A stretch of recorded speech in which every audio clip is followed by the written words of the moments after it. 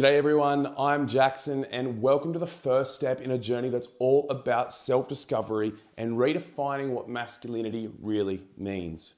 Today we're diving into something that's not just important but essential for any man looking to grow and evolve. This video is going to become part of a broader course where we explore how understanding and redefining our own version of masculinity can lead to a deeper personal growth and a more authentic life. But first, let me share you a bit about my own story. You see, for years, I was stuck trying to live up to an idea of masculinity that didn't really fit who I was. It left me feeling disconnected and frustrated, like I was constantly falling short. But when I started questioning those old beliefs and redefining what masculinity meant to me, man, everything changed. I found a deeper sense of purpose, better relationships, and a stronger connection with who I truly am. So why does this matter? Because the way that we've been taught to see masculinity often limits us. It keeps us boxed in and it stops us from being our true selves. But when we start to challenge these outdated views, we unlock a whole new level of potential, not just in our personal lives, but in every area. So if this resonates with you, don't forget to subscribe, give this video a thumbs up and hit that notification bell so you don't miss out on the rest of this series. Trust me, what we're about to dive into could become the start of something transformative for you. So let's dive into our ideas of masculinity. So let's dive into where our ideas of masculinity actually come from. This is something that we don't often think about, but from the moment that we are born, society, family, and the media start shaping our understanding of what it means to be a man. Society paints a pretty clear picture. Men are supposed to be strong, stoic, and successful. Think about it. How many times have you heard phrases like, man up, boys don't cry? These aren't just casual sayings, but they're powerful messages that tell us how that we're supposed to behave. From the schoolyard to the workplace, these ideas are reinforced over and over again. And then there's family.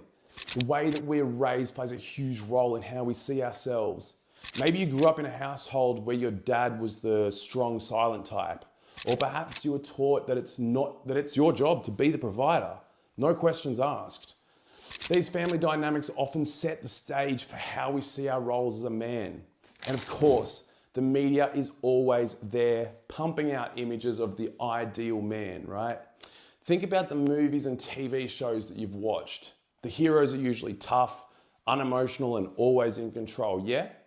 But what does that say to us? That if we're not like that, that we're somehow less of a man? Now, I want you to think about how these influences have shaped your perceptions. So pause the video and write down where you think your ideas of masculinity have come from. Was it the expectations set by your family? Was it the societal pressures you felt growing up? Or maybe the media images that you've internalized over the years? Take some time to really reflect on this. Getting clear on where your perceptions come from, it's the first step in redefining them. See, for me, these influences were like invisible strings that were pulling me in directions that I didn't really align with. I grew up believing that being a man meant always being tough, never showing weakness, and always having everything under control, right? But it wasn't until later in life that I started questioning these ideas. I realized they were holding me back. They were keeping me from connecting with others and even with myself. And that's when I knew I had to start redefining what masculinity meant for me terms.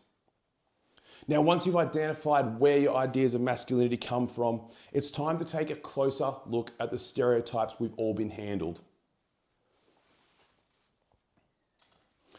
Now, once you've identified where your ideas of masculinity come from, it's time to take a closer look at the stereotypes we've all been handed. These stereotypes can be incredibly limiting, boxing us into roles that don't necessarily fit who we are or who we want to be. So let's talk about some of the common ones.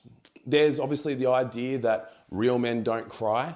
So how many of us have held back tears even when we're deeply hurt or stressed? Just because we thought that showing emotion would actually make us appear weak. Or how about the stereotype that men always have to be the breadwinner? This can create immense pressure, making us feel like we're failures if we're not earning more than our partners, or providing in this traditional sense. And another big one is the belief that men don't show vulnerability, or that we shouldn't show vulnerability. We're taught to keep our emotions in check, to be the rock, the steady force that others can rely on. And that's important, but the truth is that this often isolates us. It prevents us from forming deep, meaningful connections with others. It keeps us from being real, both with ourselves and with those that we care about. Now, I've personally struggled with these stereotypes. For a long time, I bought into the idea that I had to be strong and silent. I thought that admitting I was struggling or showing my emotions would make me less of a man. But over time, I realized these beliefs were actually weakening me and not strengthening me. They were keeping me from living authentically and from experiencing the full range of what it means to be human. So again, I would suggest to pause the video right here and write down any stereotypes of masculinity that you might be holding on to. Which of these stereotypes have influenced your behavior or your beliefs? Are there any that you feel are holding you back from being your true self? Be honest with yourself though, because this is where the true growth starts. When I started challenging these stereotypes, I noticed a huge shift. I began to see vulnerability, not as a weakness, but as a true strength. I realized that true masculinity isn't about fitting into a rigid mold. It's about being true to who you are, whatever that looks like. And that's what I want you to start exploring for yourself. So let's start breaking down these walls and build something more real, more authentic, and more empowering.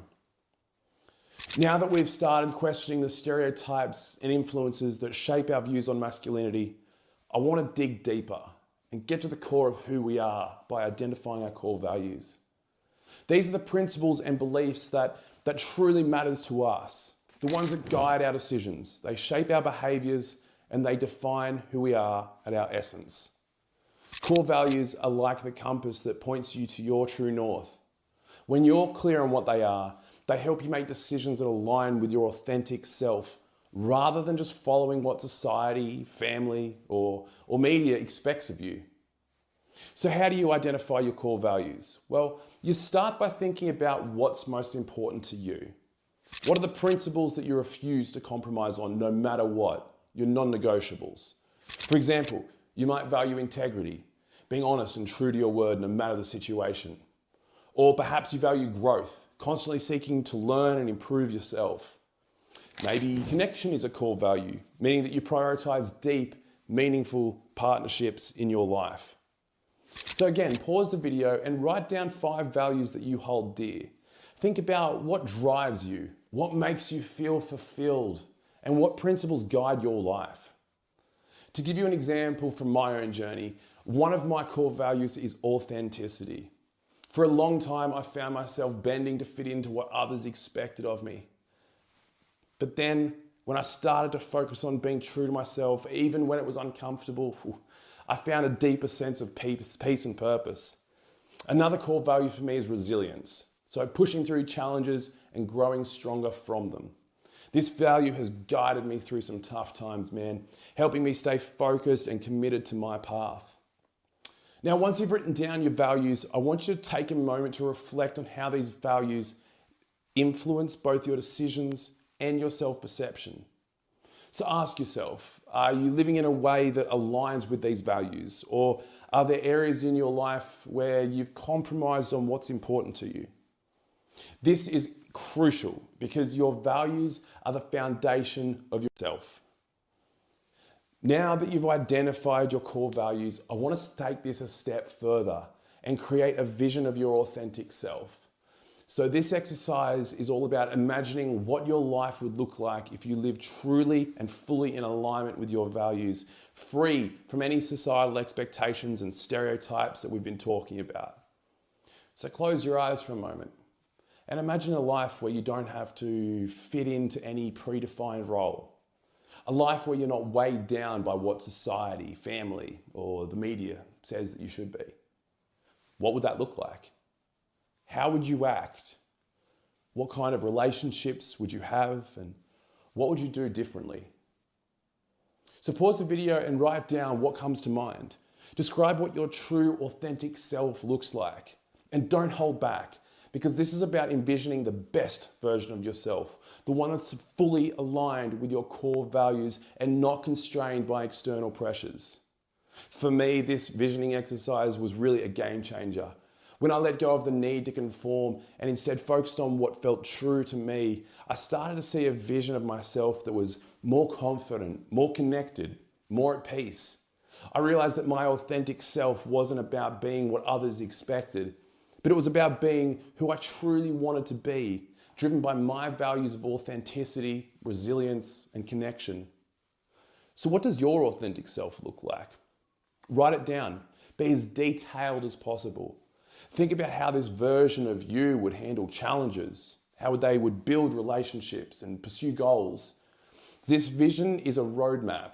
It's the guide that will help you navigate life in a way that's true to who you really are, not who you think you should be. Remember, this isn't about perfection, it's about progress.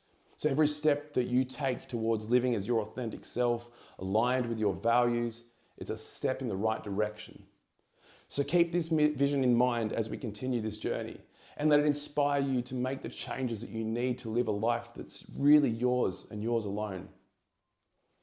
So alrighty, let's wrap this up for today. Now, we've taken some important steps on the journey to self-discovery and redefining what masculinity means to you. First up, we started by exploring how society, family, and media shape our perceptions of masculinity, and we challenged some of the limiting stereotypes that can hold us back. Then we dug into identifying our core values, the principles that guide your decisions and reflect who you truly are. And finally, we envisioned what your life could look like if you lived fully in alignment with those values, free from external pressures.